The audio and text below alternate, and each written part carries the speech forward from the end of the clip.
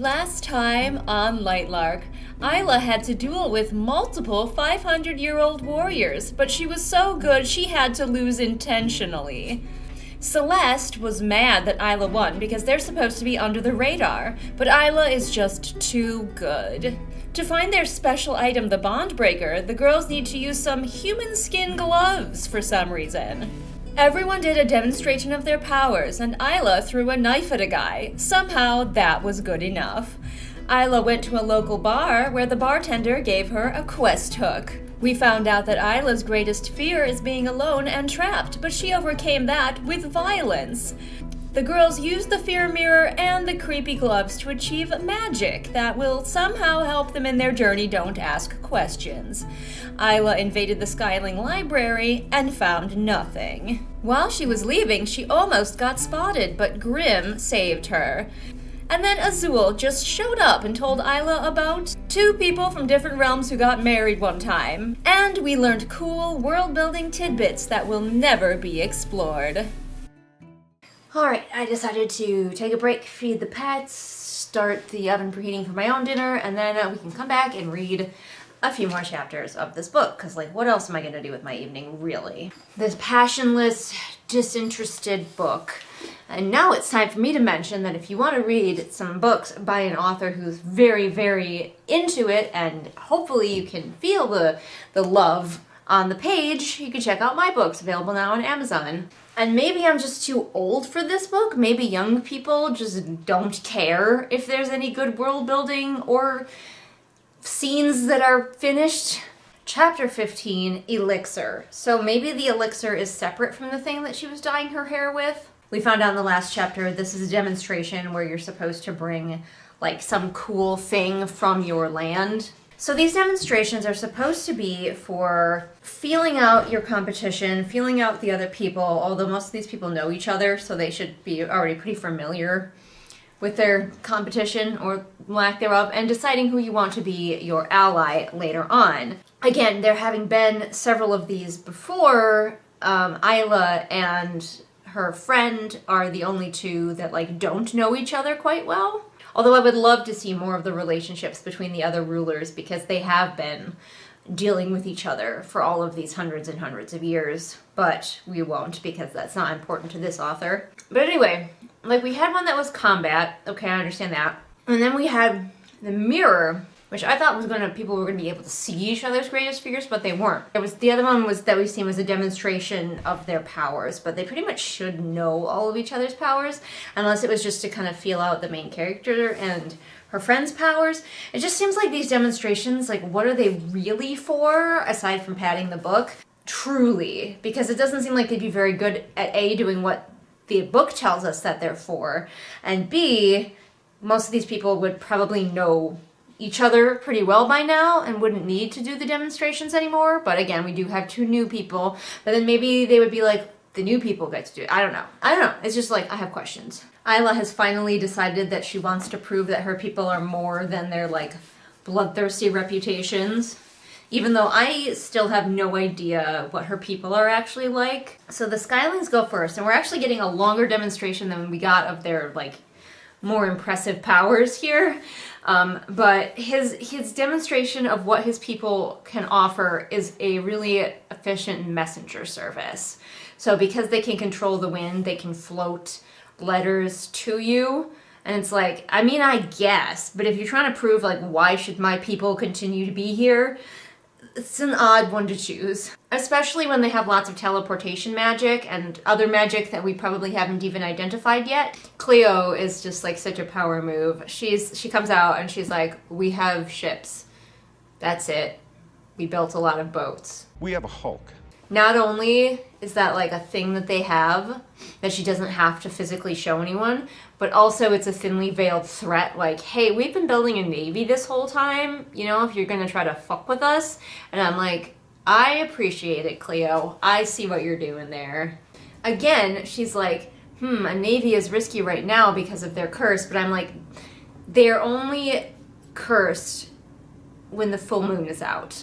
So the starlings, who previously we saw creating fireworks, taking their energy and turning it into matter, which is like, whoa, That's one heck of a power that we're probably not going to explore the implications of.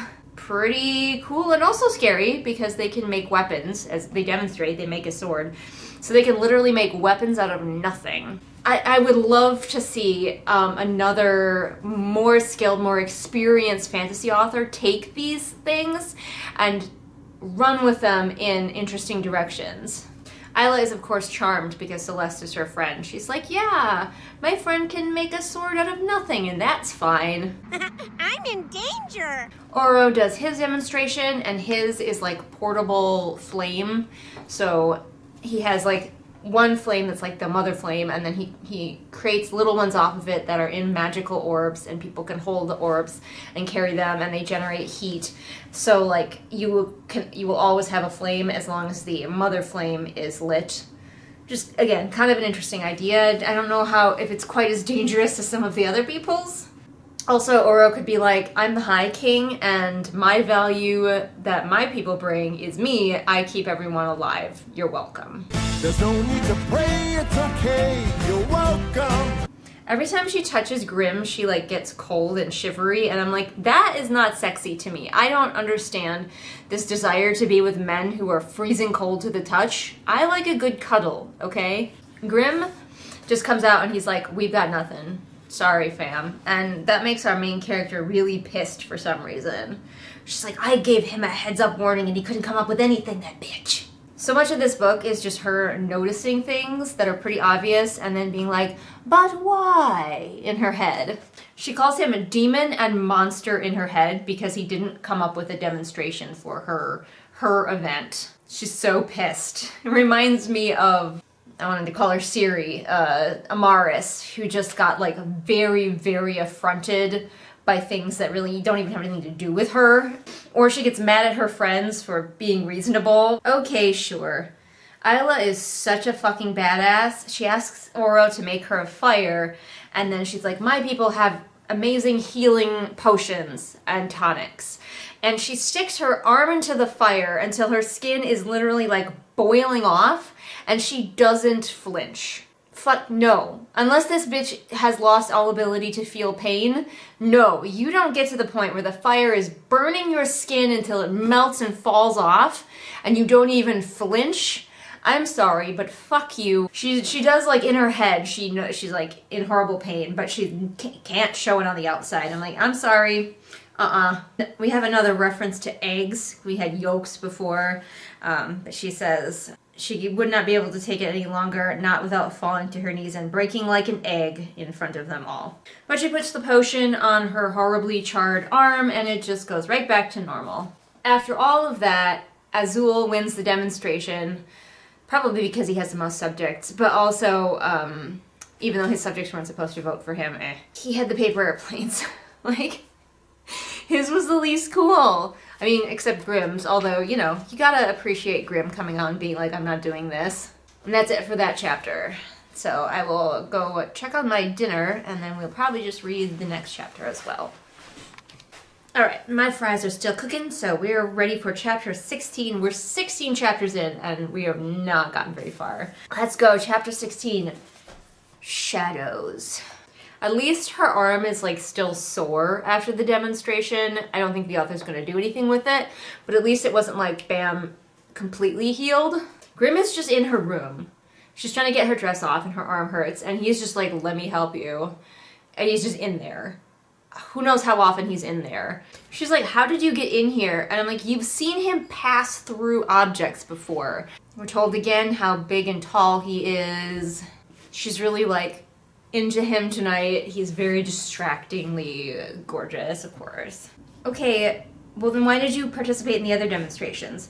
Because he said, first of all, he calls her Heart Eater again, which is a nickname that he just started calling her, and she doesn't have a problem with, even though that might be a negative stereotype of her people. He just calls her Heart Eater, and she doesn't ever tell him not to. And then he says, I thought you would have guessed by now, but let me make this clear. I have no interest in winning the Centennial or forming alliances or playing this game at all. Well, then why did you participate in all of the other demonstrations? He touches her arm and he's so cold that it's like putting ice on a burn. And I'm like, that is not attractive to me. I'm sorry. We're getting some more exposition. He actually came to her room to just exposit at her. Lightlark was first created by two people, Horace Ray and Cronin Malvere. And then we find out that Cronin is one of the ancestors of Grimm. But it was a nightshade and one of the sunlings, so it was like light and dark. Oh, they formed the island together. It was meant to have balance, but then they got in a duel and the nightshade had to flee. Once again, Isla wonders, why? What was he hiding? For some reason, she asks if Grimm is responsible for the curse. What about the story that he's telling you makes you go, ah yes, you did this? Not even his father or his ancestors, him specifically. No, she doesn't. No, she doesn't. She's like, why are you here, really? And he's like, why are you here, really? And she's like, I can't tell him because this is for selfish reasons. I just want to free my people. So she just stays silent, and he says, as he's leaving, because of course he just leaves. Every scene ends with characters just like fucking off. You ask a great deal of questions, Heart Eater. I bet if I went back through this chapter, she asked maximum 3 questions, and I think it's probably more like 2. So no. He started spouting exposition all on his own. She didn't even ask him for it. He was just like, hey, do you know the history of Lightlark? And it's like, God. Yes, but we gotta build up that she's like a clever, thoughtful character who asks a lot of questions. I think this is an important thing that we can take away as writers. Try to avoid saying in your story or having another character say something about your lead character that the reader can easily prove is not true. Unless you're doing something with it, unless you're wanting to have that character be wrong, like maybe Grimm being sarcastic, that she asks a lot of questions or something like that. But if you have a character say something like, wow, you have a really bad temper, and the reader can look through and go, this main character has never lost their temper once, it's provable that it's not true. So make sure in your writing that you are demonstrating that a character is thoughtful, or demonstrating that a character is asking a lot of questions, or demonstrating that they have a bad temper, whatever it is, because having the narrative just say it or having another character say it about them is not enough to make it true about your character. And then he leaves, and we're on to the next chapter, which is called Frozen. Let it go, let it go. I don't know if I'll be able to read it all tomorrow, but it's kind of starting to melt my brain, so we're gonna stop, and I'm gonna go eat my French fries. Hi, hello. The night is dark and full of ferrets. By the way, latest food obsession, the Nerds gummy clusters. Actually, this has been a food obsession I've had for a while, but they're kind of like hard to find around me, so yeah. When I went to get my many shots, I grabbed those. Oh, exciting news today. We finally brought our horses here to the new land, so now everything is complete. We have all the animals here, and it's very happy. All right, the next chapter is called Frozen. Turn away and slam the door. So her arm still hurts, and she's icing it, tying right into the Frozen theme immediately. But also, she's like restless because my arm hurts, and I can't stop thinking about that hot boy. Cold boy. He's also chilly. Cleo's demonstration is happening at midnight, and Isla's like, my arm is not fully healed. I wonder if that'll actually play in, or if it's just to make us feel a little bit sorry for her. She calls it a test of desire, and what is described is like weird. Swimming lanes, and when you dive in, you can't see each other because there's ice walls in between, and it's confusing. This definitely sounds like something that Meg Latour would have come up with for her silly cyborg circus book. Okay. Fantasy world, but our main character is wearing, and I quote, a tank top and tiny shorts. And they're given equally confusing instructions. I feel like maybe the author was running out of ideas. But Cleo says, a true ruler must deny the selfish wants of their heart for the good of their realm. You will be guided through the maze by your own heart. It will lead you to what you desire most. The winner will be decided not by their desire, but by who can reach it first. For worse than desiring something above the good of one's realm is not being sure what you want at all. That's word salad. What does that even mean? They're supposed to go and find the thing that they desire, and the winner is the one who finds the thing first, but also it's bad to put their desires above their realm. It's just like, were you like sleep deprived when you wrote this part, Alex? Did you not think about this part? Like, so far I've been able to understand these demonstrations, even if they're silly and random. I've been able to comprehend what's supposed to be going on. I have no fucking clue what this is supposed to be. She glances over at the king and notices that he has a rash on his hand, and she's like, hey, here's the remedy for that, because you've clearly been touching this plant called gristle root, which is basically poison ivy by the sound of it. And so she's like suspicious now because gristle root only grows like deep in the forest, and what the heck is he doing there? And then they just have to dive into the ice water. This is so weird and random, and I feel like I've gone back in time and I'm reading the Cyborg Tinkerer again. Of course she was. Of course she was. So Isla's like, yeah, this is difficult, but I've done difficult things before. When Isla was 17, she was left blindfolded in the middle of the woods during a hurricane. So we get a brief recap of the time they left her in the woods in a hurricane, and basically it's just a recap of how badass she was, making her own bow and arrow, using the knife she always kept strapped to her thigh, just, you know, the huge. Also, I think that Tara and Poppy may have been trying to kill her. Because, like, she still barely makes it back, even though she was a total badass the whole time, and she, like, nearly dies. I think they're trying to kill her. Are Tara and Poppy the actual villains of this book? But as a result, Isla knew what dying felt like. This wasn't it. Oh, good. I'm glad she can just keep going. So she gets to a fork. She's got two different directions she could go. And she doesn't take a moment to center herself or pause or think. It's just she immediately feels a pull in one direction and then a pull in the other direction. And one of them feels like home and Poppy and Tara, and the other one feels like more. And that all happens immediately. So there's no, like, I have to find what my heart wants. I have to really feel it out. She just, like, gets there and immediately feels something. Oh, and the author doesn't want us to know which path she chose right away. She followed her heart. I don't know why the water has to be freezing. Is freezing water important to following your heart? Why is there even water at all? Like, I guess that Cleo's people are really into maritime stuff. They've got that navy after all. But also, you'd think with their bad luck with water during the full moon, they might not lean on it as much. Why does every single one of these books that has like a series of challenges in a death game always have a water one? And I say that as somebody who has a water one in my book with a series of death games. I think my water one is better, if I do say so myself. And it makes more sense because it's holograms. Anyway, okay, it sounds like we are supposed to ship her and Celeste. I'm just getting that vibe. I don't think we are. She wanted all that life had to offer. The long life of a ruler with powers, exploring all Lightlark, a lifetime of friendship with Celeste, perhaps even love. Doesn't that sound like she's maybe interested in Celeste? This is the second time she's brought up judging people for falling in love, and now she wants it. And I really wish that was a bigger part of her character. I think we're supposed to think of her as being like someone who avoids love and then has to learn how to love because she's afraid to do it.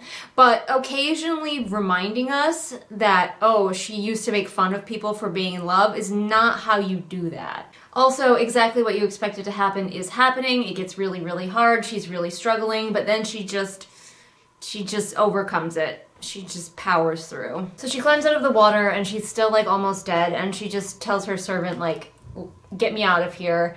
And so they leave before it's even really announced how she placed, and it probably doesn't matter.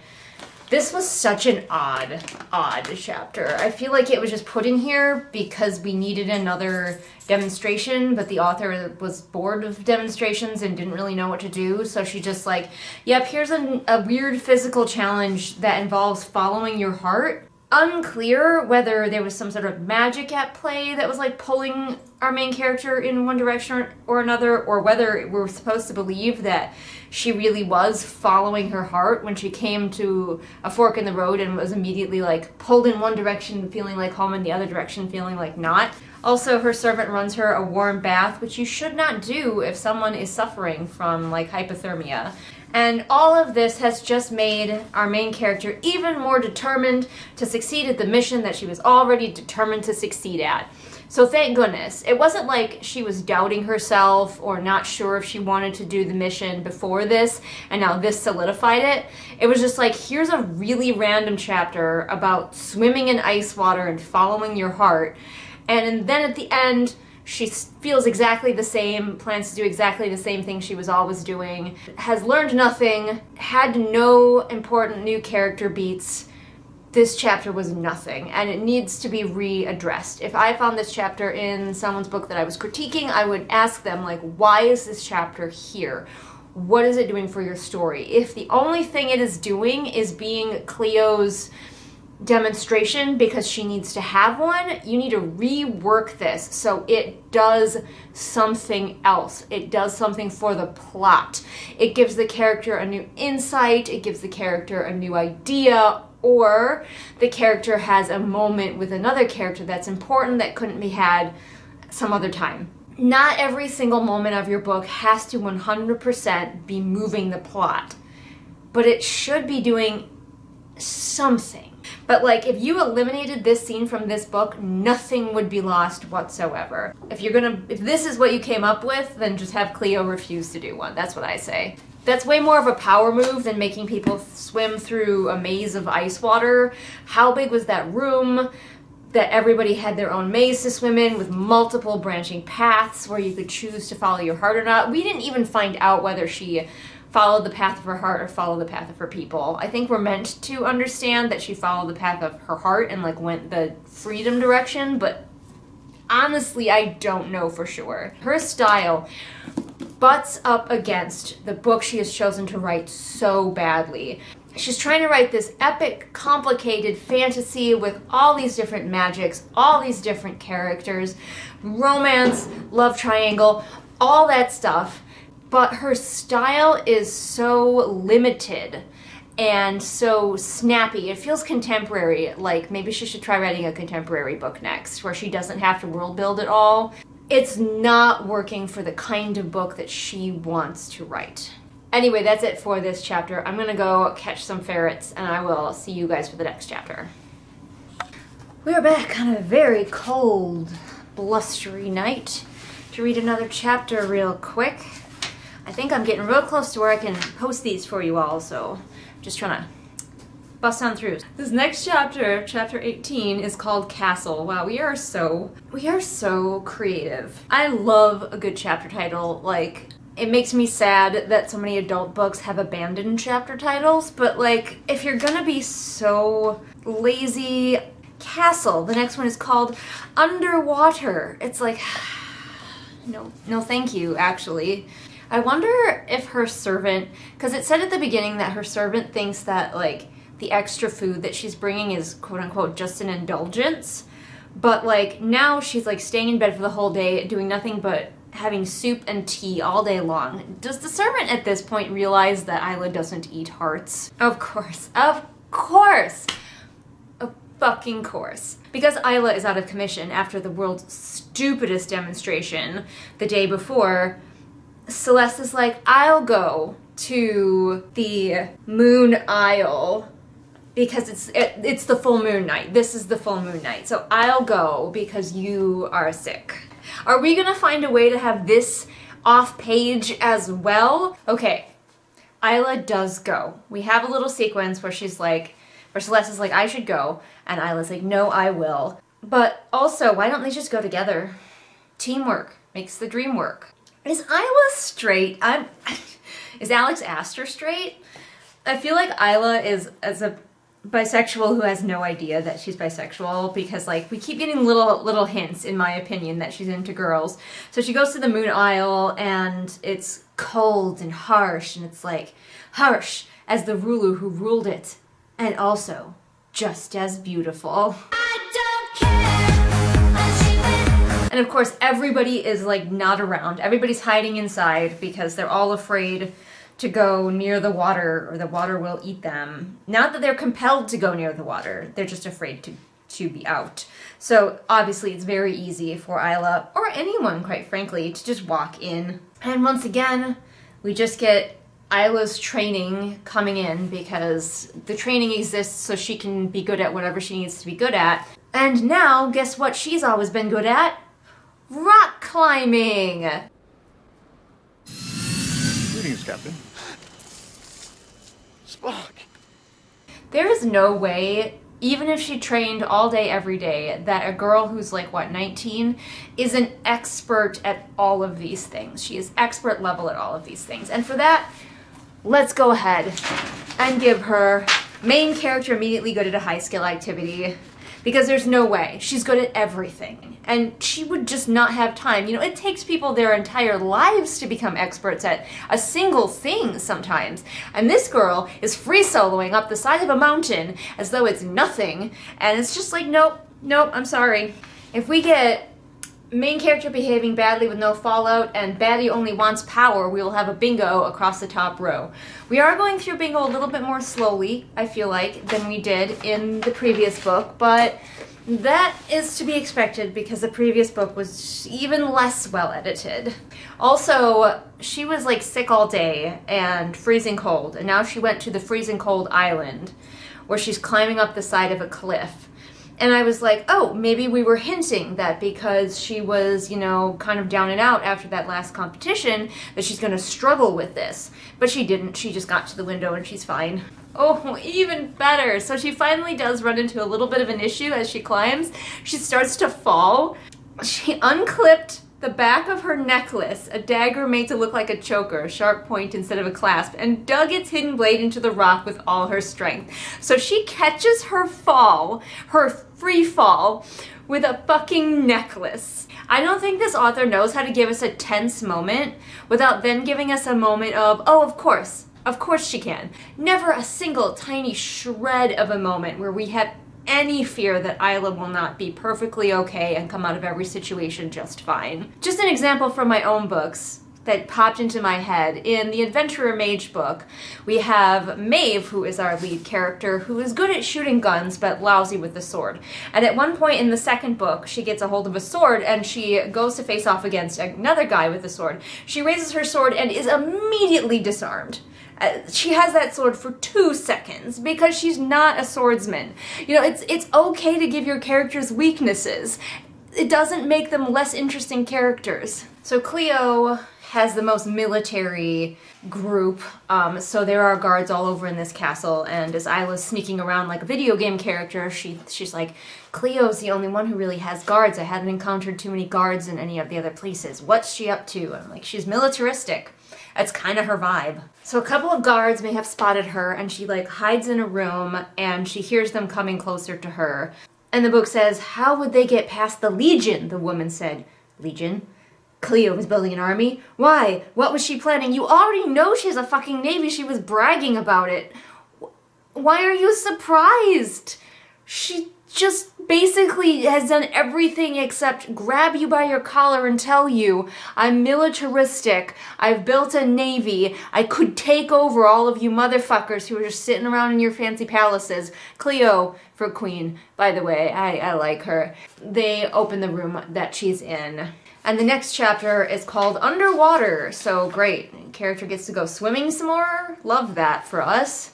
Also, there is these like vines at the top of every chapter, and does that not look like titties? Am I a terrible person? It looks like titties. Nobody thought about that when they were making this book?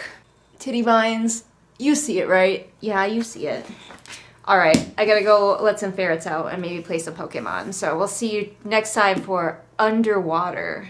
Hi, hello, we're back for another chapter. You know, I had a thought, as I had to do a lot of driving today, so I was thinking about this book.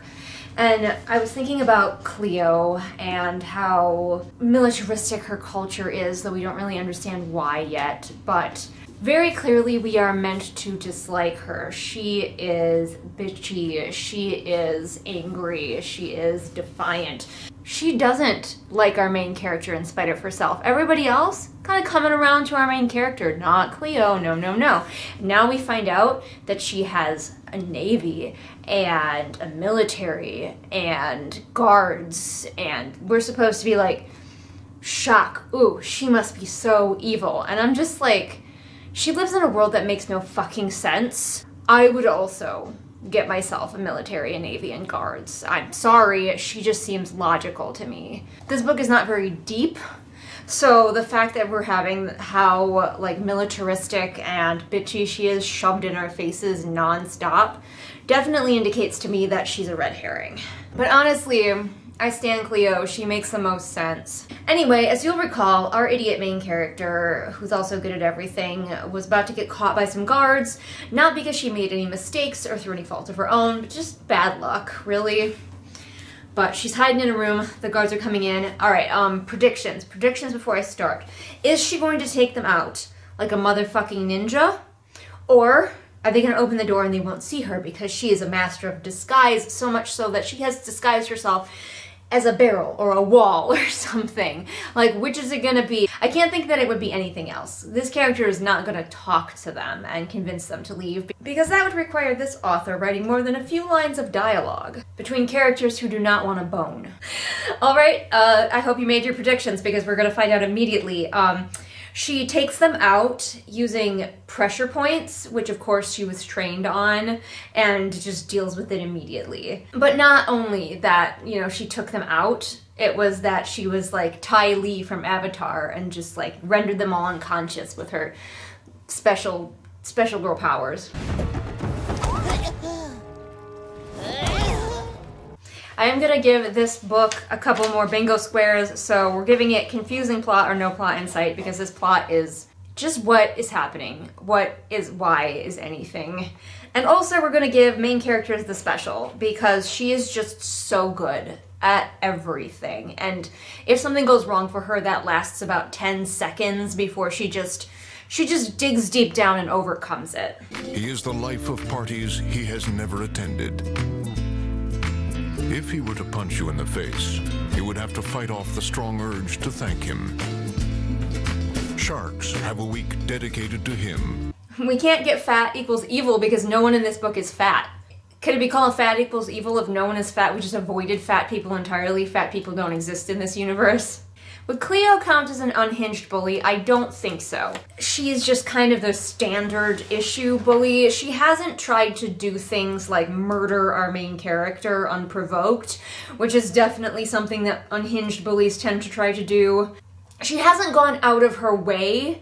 She hasn't spent any of her precious time hunting down and harassing our lead character, so I don't think she gets unhinged bully.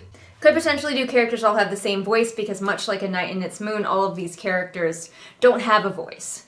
I could not pick out the main character from anyone else. Alright, anyway, our badass ninja had just been like Black Widow and dealt with these guys. The author keeps mentioning how much energy this is taking from our character and how worn out she is, but at the same time, she just does it anyway, so like, it's not holding her back, it's just reminding us that, oh, she's kind of tired, by the way. Only thing I can think might happen is maybe she'll pass out at the end of the chapter. Everybody loves a good pass out at the end of the chapter. She'll probably be saved by Grimm. For all we know, he followed her here in invisible mode. What the? Wazowski! Here's something this author does that you don't need to do. I do this as well in my book, Adventurer Mage. Maeve, the main character, has kind of an internal monologue. She talks to herself in her head a lot. And I put it in italics. And it's pretty clear to the reader that when you're in something like third person limited, which this book is and my book is, that if there's italics, the character is thinking it. And so anytime there's italics, I don't usually feel the need to tell you she thought. This author does. And once again, that comes down to not trusting your readers. Time to go, she thought. No, we understood. You could have just said time to go in italics. We would have known that those were her thoughts. It's pretty universal in the writing world for italics just being like loose on a page in a sentence to be the character's thoughts. If there's a whole big chunk of them, they're often a memory or a dream. If you are worried that the italics are not going to come across as thoughts, just say she thought the first 1 or 2 times, and then the reader will figure out that any other time that they see italics like that, it's probably the character thinking. Especially, like I said, if you're doing this in first person or third person limited. I'm gonna assume, because of course, why wouldn't she, that she got a map of this castle and memorized it. Because she's running down corridors with guards chasing her, and she's like, oh, did I make a wrong turn? And I'm like, I certainly hope you at least at one point knew where you were going, because if you're just running, you deserve to be caught and put in an ice prison or whatever they do to you. So she thinks, because the sea is like really aggressively beating against the cliffside, of course this castle is on a cliff. These people don't build anything unless it's on a cliff.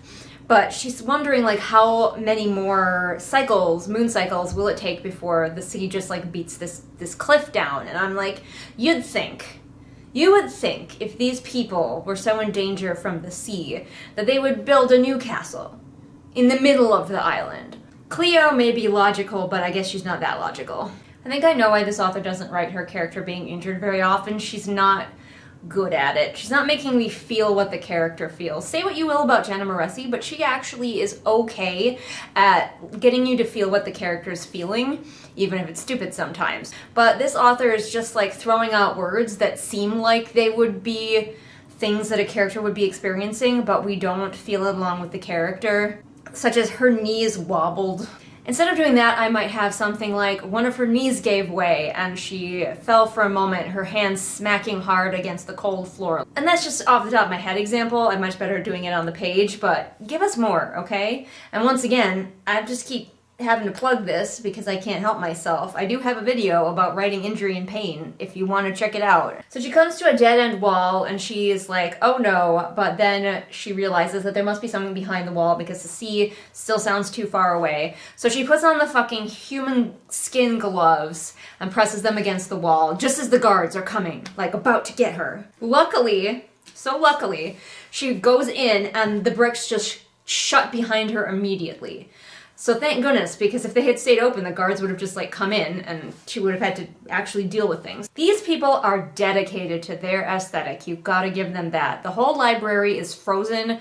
All of the books are like encased in ice. So the guards saw her go in here and they're just trying to bust down the wall and they know she's in the library. So rather than trying to bust down the magical wall, which they must know is magical, would they not go get their leader who can open the door with her hand? Or are there librarians? Like, go get somebody. Like, why are you trying to bash down this book? You people are idiots. Oh, finally she hears them being like, get the queen. It took them long enough, but they got there in the end. So the waves hit the castle again and it knocks her down. And her body heat against the floor is just enough, of course, to reveal that actually there's also things encased in the ice of the floor. It has not been mentioned, but I really want to picture her just like sliding around in this library. My gosh, Cleo is so extra, and it's so stupid I almost admire it. So there's a layer of ice floor, and then below that it's just water, and all of her relics are in the water, chained to the floor below that. Excuse me? But at the same time, this is the woman who came up with the weird follow your heart maze of water, so nothing will surprise me anymore. She also did clonk her head when she hit the floor, so I think we are well on our way to the unconscious at the end of the chapter. But she looks through the floor and she doesn't see the bond breaker. Unsurprising, look how much book is left. And she's pissed about it, but then she's like, oh no, I'm going to faint. I have taken too much damage, my hit points are low. Okay, I was wrong. She did not pass out. She used the thing that we have actually kind of forgotten that she had this whole time, and we don't know why she's not using. But she portals out, which fills me with fury. Do you see this, Alex? That's bullshit.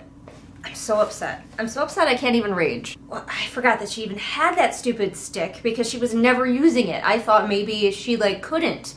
Like, there was some kind of magic here on Lightlark that prevented her from using her fucking magic teleportation stick.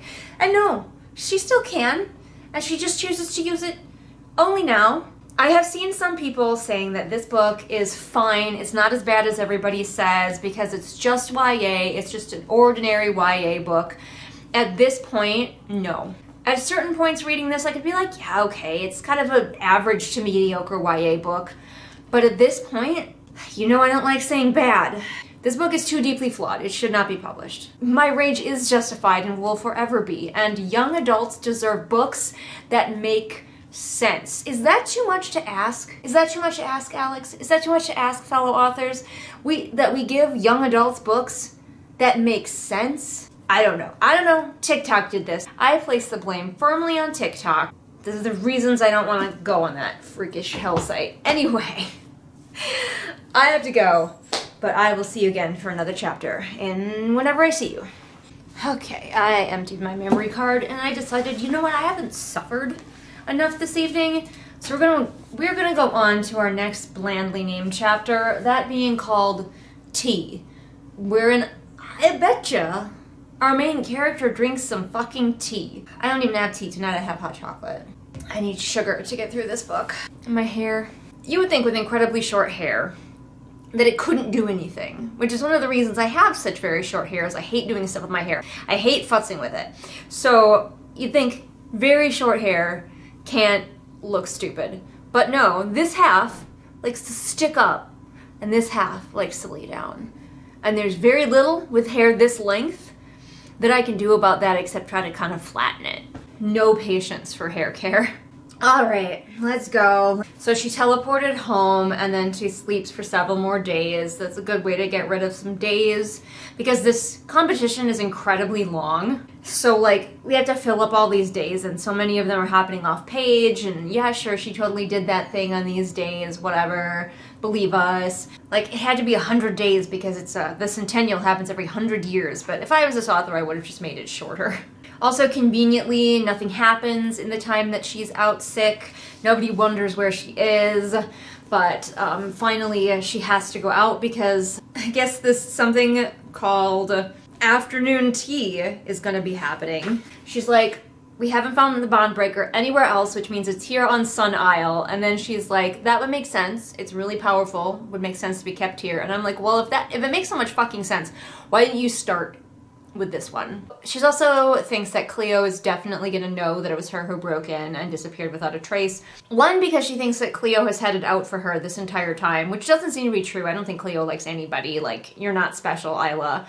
But also because, like, she did knock some guards unconscious and they might have seen her before she knocked them out. Okay, so more things that are illogical. I didn't mention it, but when the guards were trying to bust into the room, into the library where she was, in the previous chapter, she overheard them saying the entire Legion is here. And now today she's like, do the rulers know that Cleo has a Legion and a Navy? And I'm like, yeah, they already know about the Navy, she told them. But like, the Legion does not seem all that impressive when we know that it could apparently fit in a hallway. So I think the Legion is like a dozen or so guys by the sound of it. Like we didn't get to see them, but it doesn't sound like that many people. They were all crammed into a hallway trying to get a girl out of a library. And now we gotta have this fucking tea. The author is spending a lot of time describing this tea thing. The 3 different kinds of tea and the teapots and the starlings using their telekinesis to serve the tea, and you can always tell what this author actually cares about in this book because she devotes real actual time and effort to it, and apparently she was really excited about writing this tea scene. I wonder if while she was writing it she was thinking, oh man, the iconic tea scene, everyone's going to be talking about this. They're going to want to know what teas were served and I'm going to sell tea blends of the tea from the iconic scene. Grimm hates tea because he's doing everything in his power to make himself the least attractive person to me ever. Isla likes tea though, which makes sense because her people have control over plants, so hot leaf juice would be a drink of choice. If this was a scene that the author wasn't so excited about, it would be over in like 2 paragraphs maximum. Oh no, what a twist. The tea scene turns out to be Oro's demonstration. Whoa! All of my complaints about this scene coming out of nowhere are looking pretty silly now, huh? Also, apparently it's not any ordinary tea, it's truth tea. Okay, this might as well be true, sure, why not? So when Isla was drinking her tea, she noticed that there was like a pattern in the tea leaves at the bottom of all of her cups, but she couldn't figure out what it was. And the minute Oro says it's truth tea, now she can read it.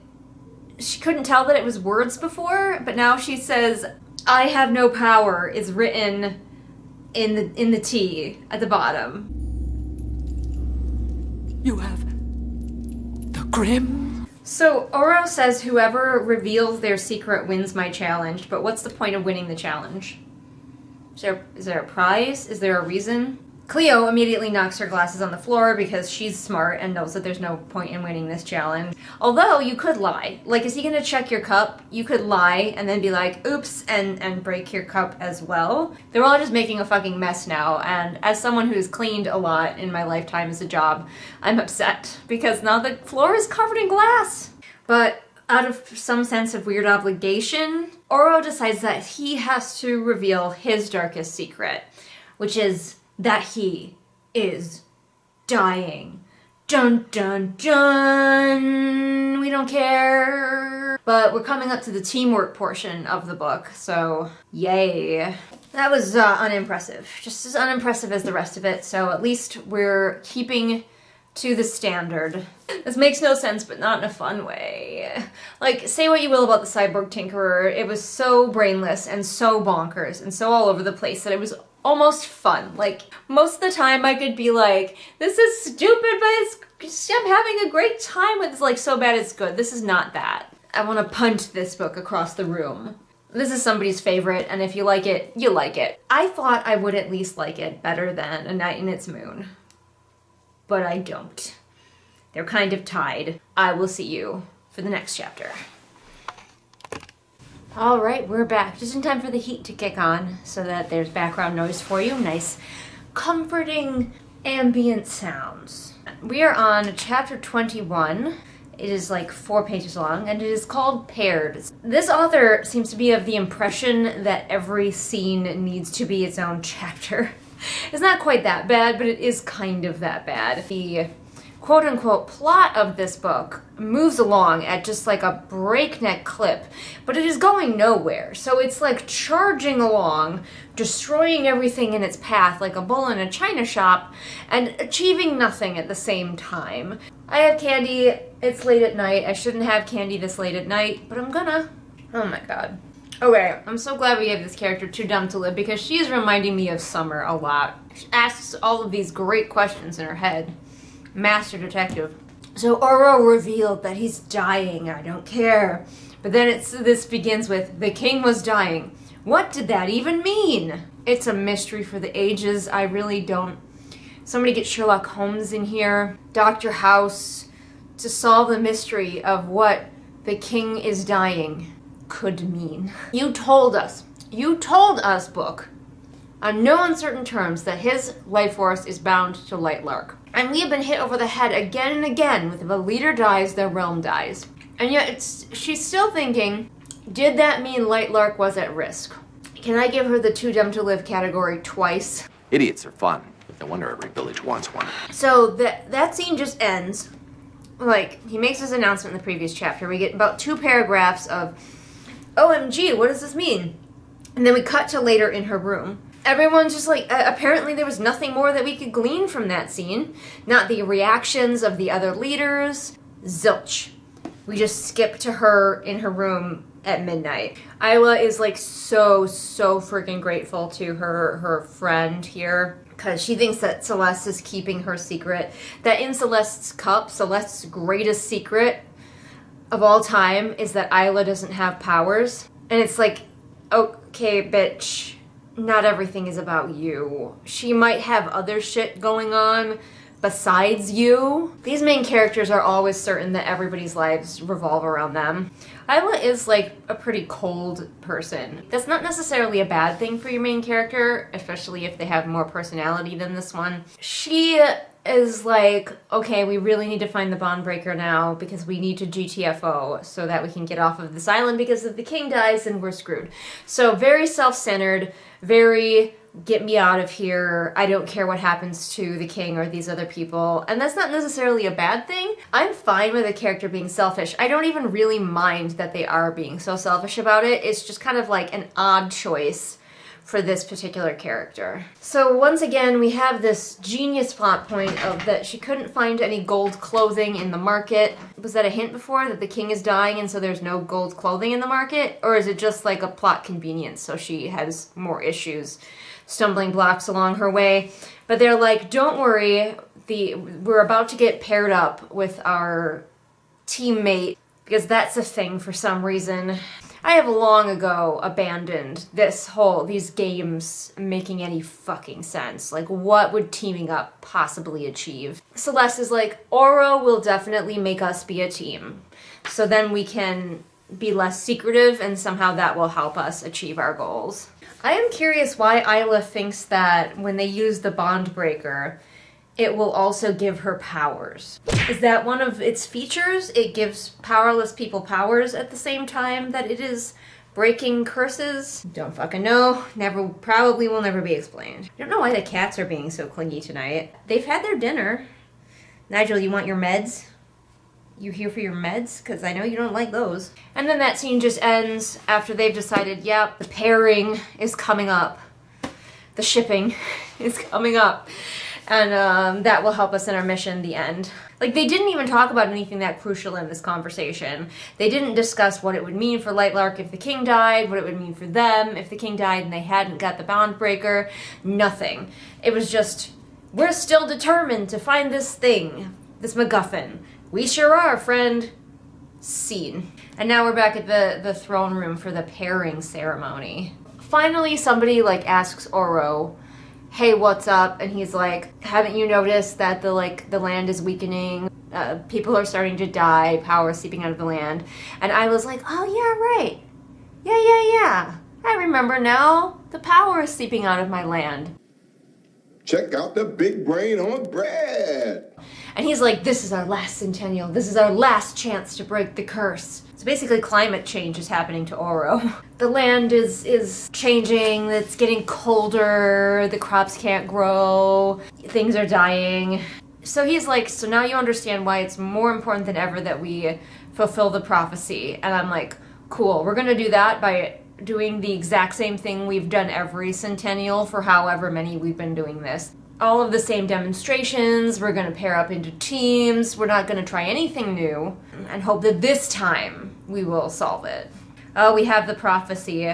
Only joined can the curses be undone. Only after one of the six has won. When the original offense has been committed again, and a ruling line has come to an end, only then can history amend. Oh gosh, I hate it. The rhyming scheme. What is it? It changes in the middle, and it's only 6 lines. I'm not surprised, Alex. I'm just disappointed. Oro says this as though it explains anything. When the original offense has been committed again, and a ruling line has come to an end. Let's think creatively here, people. You're immediately thinking, oh, someone has to die. But what was the original offense? Maybe it wasn't the death. Maybe it was the betrayal. Maybe somebody could just step down, literally abdicate their throne, causing their ruling line to come to an end. What's his name is an elected king. None of this makes fucking sense. Isla, meanwhile, is thinking about how she's gonna get golden clothing. For some reason, she doesn't have... They have hair dye that can temporarily dye her hair blue, but the wildling peoples cannot make a dye to make clothing gold. She considers mugging someone and stealing their clothes. You know, you could break into someone's house. You broke into a castle and a tailor's shop so far, break into a sunling's home, and steal some of their clothing. I've solved it for you, Isla. You're welcome. And once again, this author is obsessed with cliffhangers at her chapter ends, and like, yes, it's often a good idea to end your chapter in a cliffhanger, but you don't have to end a chapter every time something mildly surprising happens. The king, Oro, chooses Isla to be his partner, which is the shocking conclusion to that chapter, and totally makes us want to keep reading. The next chapter is also really short, probably for the same reason. Anyway, I'm going to turn off the camera and then I will turn it back on and read one more chapter here in the darkness and then probably get ready for bed and give Nigel his medication. Alright, we are back. Chapter 22, which is called Deal, and I desperately hope the next chapter is called No Deal, but I don't think it will be.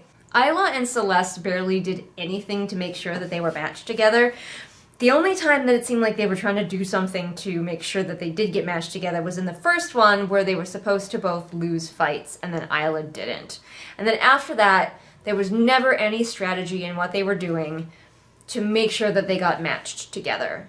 So why are these bitches surprised? Also, Oro probably senses the main character energy just seeping off of Isla, and who could resist that? She says that he's insufferable, but like she's not really ever even spoken to him. Celeste got paired with Cleo, Our Lady Cleo, Our Lady of actually doing something Cleo. Cleo's the only person who seems, other than the gay guy, is the only person who even remotely seems interested in her people and ruling them as a queen. Everybody else is just kind of like, the people are fine. I don't even know what the fuck Grimm does for his people, but Isla hasn't been ruling. Like, who has been ruling Isla's kingdom? Because she's been locked up at a tower. So who's in charge? Have they just been ruling themselves? Is she counting on them to keep ruling themselves while she buggers off and goes to have adventures because she was locked away all of her life? Are they going to be mad if Isla comes back and tries to rule them? None of my questions will be answered. So she puts on the fantasy book equivalent of an oversized sweater and leggings and waits for her friend to come to her room. But oh no, when she opens the door, it's Oro instead! Oh no, and he's seeing her in her frumpy clothes with her hair in a bun and no makeup on. Oh golly, this is the worst. What a rom-com we have on our hands. Again, because Isla is just like a master of her craft. Oro's like, can I come in? And she's like, shit, there's stuff in my room that could incriminate me. Like my star stick, which she apparently just leaves out in the fucking open. And all of my elixirs. He will guess that I have no magic because of all of my elixirs. And it's like, if you're so worried that this sort of thing will give you away, why don't you hide it? You have no idea who enters your room when you're not in it. Anyone could walk in here. He's the king. He can go anywhere. Not to mention other servants might... She's just so dumb. How is someone so dumb and so good at everything at the same time? So Oro is like, hey, I've come to make a deal, even though they're already partners. And he says, I have a theory about the curses, one I've been working through for the last half century, and I believe you are able to help me. Okay, he's got a plan. You know, Oro, other people might be concerned about this besides you. And rather than telling them that you might have a plan, an idea, something different to do instead of what you've always been doing, you pick out one obnoxious girl and tell her. You know, you can break with tradition. Just be like, no, we're not doing this pairing thing. We're all going to work together as a big team to solve this because this is our last chance. Of course, she's being immediately sassy. She's like, I'm just going to throw all of my caution right out the window because this guy annoys me. We're trying so hard to have these popular romance dynamics, but this author doesn't have the skill to pull them off. And so it just feels like two people having the world's most stilted conversation, saying the things that are supposed to make up these fun romance dynamics, but not actually getting the dynamic across. It's like robots trying to do this. So Isla is like, yes, I'll help you, king. All of a sudden, this author has started to throw in a lot of ellipses. She's like unreasonably annoyed with him. She barely knows him. This is their first actual conversation, and she's just like pissed off at everything he says. So I guess they're gonna go off into the woods, and he needs her help because she knows nature. But also he's like, all of the animals out there are gonna hate you because they feel that your people abandoned them. So like, how is this better? And conveniently, super conveniently, he's like, I can tell you've been masking your powers. Keep doing that so that the creatures can't detect you. And Isla's like, phew, thank goodness. And then she decides that the clothes she's gonna wear on this adventure are her oversized sweater and her leggings. So she just throws a braid in her hair and they're off on this delightful camping trip. The publishing industry, the traditional publishing industry, is kind of a disaster right now. It's starting to honestly become as bad as what the stereotype was for self-publishing. Yes, this book is free of typographical errors, but that's not the only thing that makes a book good. Storytelling is so much more of a skill than just getting everything spelled correctly. Because this book is a disaster, no matter how well spelled everything is. Yeah, alright. I'm gonna go to bed. Bye. It's not true. It's bullshit. I did not hit her. I did not. Oh, hi, Mark. Oh, hi, patrons. Patrons like Jessica, Caitlin, Ursula, KJ, LaFone, Amanda, Unicorn Jenny, Celia, Neon, Taya, Alyssa, Rita, Deborah, Afra, Melissa, Swamp Goblin Waifu, Sophia, Merween, Kit, Hidden Glade, Light Julie, Belle, Patrick, Anne Sophie, Callison, Ray, Shelby, Zaire, Jesper, Rennie, Scribbling Cat, Savvy, Jenny, Amanda, Lisa, and Sarah. I got this feeling at like 3 a.m. while watching Netflix.